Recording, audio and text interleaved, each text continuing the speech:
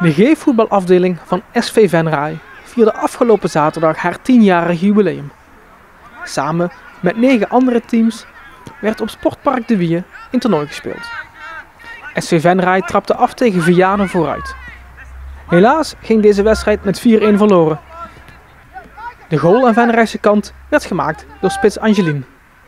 En zij bewees dat het kenmerk van een goede aanvaller is om op het juiste moment op de juiste plek te zijn. Om zo een doelpuntje mee te pikken. Ja, vandaag al eentje en een paar keer al bij wedstrijden.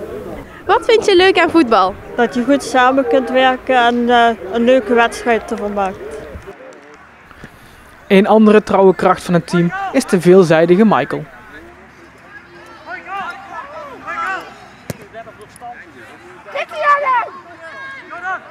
En waar sta je in het veld? Eigenlijk overal. Voornamelijk voorin, maar ze zetten mij ook wel eens achterin. En ook wel eens als keeper. Wat vind je zo leuk aan jullie team?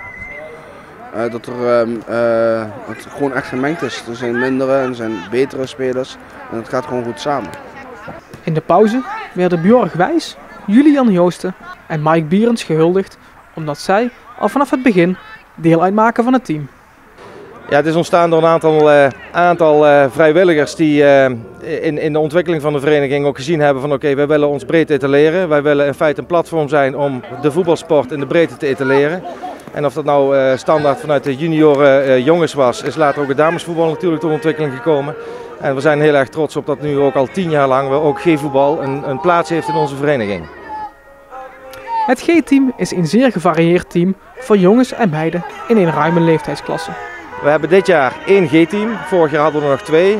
Dat wisselt natuurlijk een beetje, maar dat zijn 15 mensen, 15 spelers die een heel erg hecht team vormen en heel erg enthousiast ieder weekend voetballen. We hebben al 10 jaar lang 3 mensen die daar de kar trekken met al hun ziel en zaligheid.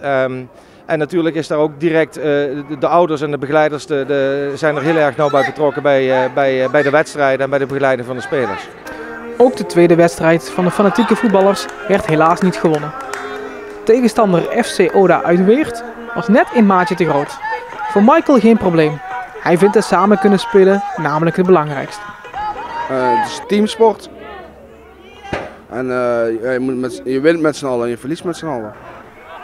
FC Oda wist uiteindelijk door te dringen tot de finale tegen VCH uit de Boekend. De laatste ploeg wist na strafschoppen de finale te winnen.